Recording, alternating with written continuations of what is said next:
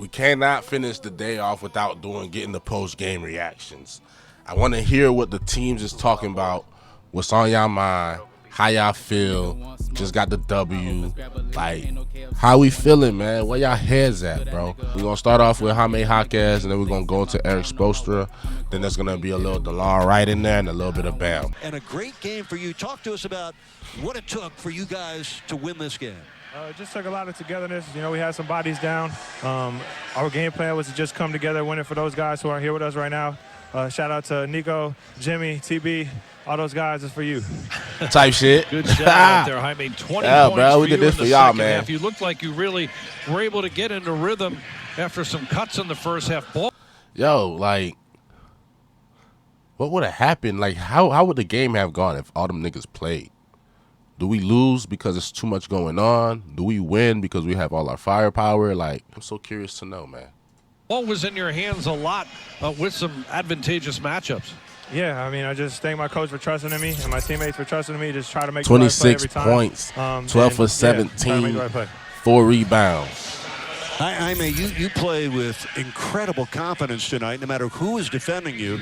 My favorite move was that duck in against Sabonis. Talk about your footwork and your overall confidence, the way you played in the second half tonight. Yeah, I just, credit that to all my teammates and coaches, just giving me that confidence, just telling me if I get a matchup, just go, try to score, make a play. It's not even matchup, bro. When I got in those situations, I just felt really confident in my step ability through. to just get to the basket. Come here, and stupid. Get a bucket. So Delon Wright This comes nigga, in with no... This nigga can literally go up against anybody, bro. It don't matter if you're a little bit bigger than him or what. Like, he not fucking off. He gonna score on you, bro. Like, that's what I like about Rook, bro. And that was somebody else that I was worried about because his numbers was staggering, like they was going down and shit. But he let me know in this game that it's like when we need him, he's there. And he's him. And he's gonna do what he gotta do to make sure we get the dub. And I love it. I love it. Jimmy Butler, you're having to figure out who's handling the basketball, particularly down the stretch. How did you guys work that out from a playmaking perspective after the Kings made that run and trying to handle the basketball and make plays down the stretch from your perspective? I think we just taking care of the ball. I think both of us we just over-dribbled a little bit too much, got into some sticky situations. Yeah, I was over-dribbling. I thought it was a great way for us, to really come together and go through that adversity. We had a moment there, stretch where it was looking bad for the boys. So, yeah, I was going through a collapse, about to fucking give the game up, bro. We got through that, and it just shows the toughness Thank of our God. team. Last question for you, Jaime. You were part of some really strong teams at UCLA. Your first year in the league with Miami. What's special about this team? You guys are really playing great basketball right now with 8 wins in the last 10 games. I think it's just everybody coming together, stepping up, very unselfish team. Everybody just here to win, and I think when everyone has that mentality, it makes it really easy to play with guys like that. You delighted the late-night viewers in Miami, Jaime. Great game for you and your teammates. Congratulations. We'll see you on the plane. Nice job. Beautiful game. Erik, obviously, coaches. We're talking about coach, best there's coach in the fucking league. But to see we're talking about coach through the way they did, probably all of the guys you played any sustainable minutes, all making contributions. How heartening and satisfying is it to say we have enough, and then for guys to go out and be enough? We have enough. Yeah, I mean, we have guys that love competition and love these kind of scenarios. And look, these are rotation guys, so don't undersell them at all. Bam was... And I just said that in my last video. These rotation guys, they snapping, bro. They step up. Sensational on both ends of the court. They step tonight. up. They might not get to play all the time, but when it's time to play, they step up. Down the stretch and the free throws. But we had contributions all throughout the guys that played. Caleb's competitive spirit was felt throughout every second of his 40 minutes on both ends of the court. He is, our ultimate X factor. Obviously, Jaime's footwork, when he was able to maneuver and have some more balls come his way, in that mid-post. It just shows you how advanced he is and fundamental, blocks, when he gets to his... Sacramento had 15 turnovers when he had 11. Fast break points, they had 14. We only had 5 points in the paint. We had 60. They had 50 points off turnovers. 16 to our 17 spots, and he can use his footwork to create advantages, and he made some big plays. I thought Caleb's minutes at the end of the third quarter, beginning of the fourth, were so essential for us to extend that lead. He just allowed us to, kind of go retro Kevin Love, where we're just running our offense through him. And he's Kevin so Love from clever, Timberwolves, you feel me? physical, smart. For short stretches, he's every bit as good as he was. And you saw that tonight. In those 15 minutes, it felt like 30 minutes, how impactful they were. Duncan had a double-double. His playmaking was really good, and he's proving that he can still impact the game without necessarily making threes. He made a lot of big Making plays. buckets, period. The player of the game. That man for went us in 1 the for like locker room was 11, Delon. but he was I don't think his getting stat rebounds, line getting was assists. spectacular by people probably on the outside, but man, he plays winning basketball. He guards. Offensively, he just has a great knack for knowing how to make the right play. 35 minutes, didn't turn the ball over, and made some big plays. The threes, but also the playmaking and the free throws down the stretch was really important. Because you had to take that timeout, I don't think you wanted to take on the tied-up ball. You only had the 2. Nah, this man, like, bro, when them niggas went on that run and they hit 5 straight threes, I'm like, Spo, call a timeout. But then I look, we only have 2 timeouts left, and it's like 6 minutes left in the game. So I'm like, I just gotta let my coach cook. He know what he doing. He's like, I can't waste a timeout yet. But as soon as it started getting bad, he called that timeout, and we got it situated, man. Shout out Erik Spoelstra, man, best coach in the league, bro. This nigga is that nigga, bro. Really was a case of you had to let you guys play their way out of it also. And what does it say about the way they did play out of it? Jaime with the 2 baskets, Bam the way he played, Caleb with the dunk, that it was sort of on them because of the timeout situation. Yeah. Malik Monk only had 8 points. I'm not going to lie. It seemed like he was going crazier than that. He only had 8 points. I thought Malik Monk had like 12, 15 or whatever. And that's what this group is about. It really became so much less about anything in the huddle or coaching. It was just use your competitive spirit and figure out how to win this game.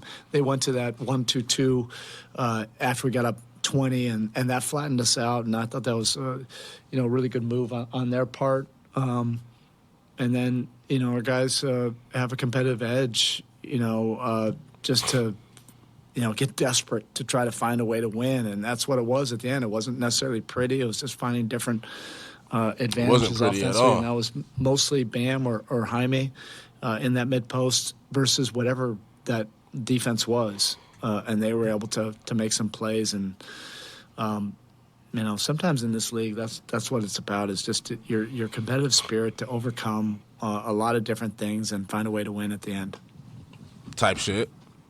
What is it about Jaime as a rookie to be, they cut that lead down? The steal of the draft. There's 2 possessions back. The steal of the what is draft. He's able to do that in a big spot on the road. Well, he's been in a lot of these games over the course of his college career. You just don't see a lot of players that have that kind of experience. He's been a role player in college. He's been ninth man, eighth man, seventh man, sixth man, everywhere on the starters. In his final year, he was the leading man.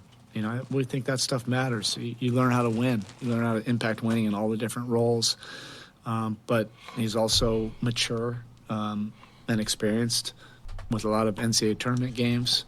And so, these moments he's a little bit more prepared for them. And, also he's played already a couple college seasons in the NBA, so he has a great deal of experience and poise. Spo, if there is a silver lining to the suspensions, you get 2 guys back for the second night of a back-to-back, plus maybe even Rozier and Tyler. That's so strange to have as a possibility going into your second game on a back-to-back. Yeah. Like, bro, normally when we go on back-to-backs, niggas got to be worried that niggas is burnt out and all that good shit. But, like, that suspension was low-key a blessing in disguise, because it's like Jimmy got the rest, Nico got the rest, Terry Rozier Terry Rozier didn't get suspended, but he was like injured, but they rested him anyways. Tyler Hero had sprained his knee, but he's saying that he's fine and he might be able to go next game. We'll see. But just imagine getting all 4 of those pieces back. The back-to-back don't seem that crazy. Like, we're gonna be straight. Yeah, fresh bodies. This group is starting to rally around each other and just pour into the team and pour into what's necessary, to put us in a position to win. And we definitely could use, Jimmy and Nico, tomorrow night. Who we playing? But we have to, enjoy this one until we get on the plane and then start figuring out how to get another one tomorrow in Portland. All right, thank you. Oh yeah, we playing Portland, bro. I got to work my way in. Bro, I'm trying to spank Portland, bro. I'm trying to spank Portland, bro. I need the Dame package playing, all that shit, bro.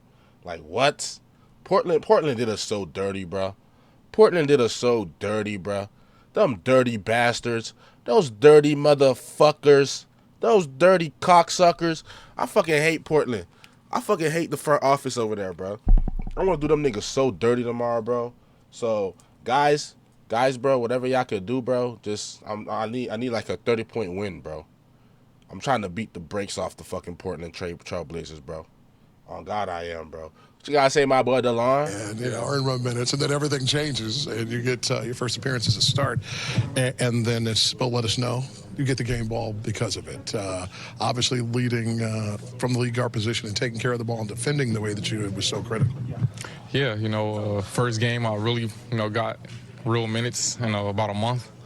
So I just wanted to come in and just kind of play like I know how to play. Just, take care of the ball, play good defense, get deflections, and then I knew the rest was going to take care of itself. My teammates found me for some open threes. That kind of opened up the game for me once I seen a few go in. And, it was just one of those great wins. You guys are going to hold on down the stretch. You knew you're going to get a push from the Kings, but everything I thought was set up by the way you all defended in the third quarter. What did you like about that particular phase of the game? Yeah, whenever we took the lead from 12 to 19, I feel like the unit that was in did a great job of getting stops and feeding K-Love down in the post, Bam in the post, Jaime in the post. They were doing their thing down there, and everything. They really couldn't stop us. You heard about the belief of this team. I mean, a number 8 seed going to the finals, a team that consistently says we have enough.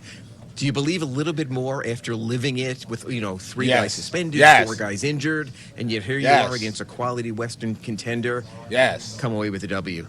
I mean, going against the Heat over the years, I already knew, what to expect. It's always the next man up. Whenever we play the Heat and they had guys out, the next person stepped up, and they still play the same brand of basketball. So I just knew that me coming in I was just gonna try to continue doing that and play good team basketball. W answer. There's 10 guys. W answer. That just sets up perfectly. Bam! Your mentality of going out and getting a win. I ain't gonna lie, them chains look zesty. Man, that's not how I was playing. But, like we always say, next guy up. I don't know. I don't like choking. We do have enough, and we got the win. Leading the way yourself. You're going to do more. Like, you need more from you. You played like almost the whole game, like you finished the game in New Orleans. But to have Jaime step up into it, and even Duncan on the night where he's not making the shots he wants to, he's setting up other guys to Love and Jaquez and Delon hangs onto the ball. That's how it has to work on a night like tonight, I imagine. For sure. It's definitely a collective W. We really welcome D. Wright to Heat culture tonight. Yeah. Happy for him that we got the W in this fashion. I feel like you guys really set it up with the defense you played in the third quarter. It was just smothering. What did you like most about it? Man, we was getting stops and running in transition. I'm going to keep preaching, let our defense be our offense. Seemed like you picked up where you left off Friday when Tyler and Jimmy were down in the fourth. You took control with your 12 points in the fourth. Today they weren't there from the start. You took control from the start. Do you sort of look around and realize, oh, okay, it's me now? I mean, you seem to have that approach from the get-go. It's me now. I feel like you have that mentality when you have guys out either way. So, top 2 guys out. Obviously, Coach called my number a lot tonight, and I made plays. The way Delon played, it looked like he was deferring early, because maybe he doesn't know every play, but it looks like when he needed to do something, the 2 3-pointers in the third, stepping up, making plays. Did you sort of almost see a growth within the game of a guy getting comfortable by the minute?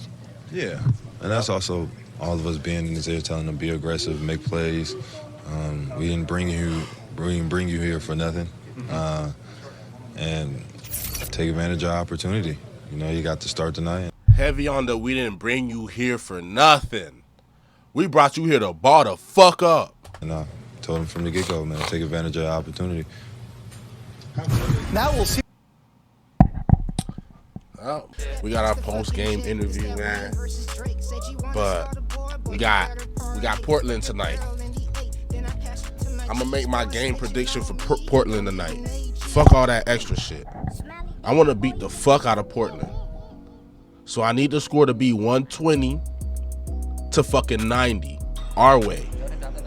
You feel me? 120 Miami to 90 Portland. Shit, 80 Portland. Trying to beat these niggas by 40. Spank their ass. Beat that ass.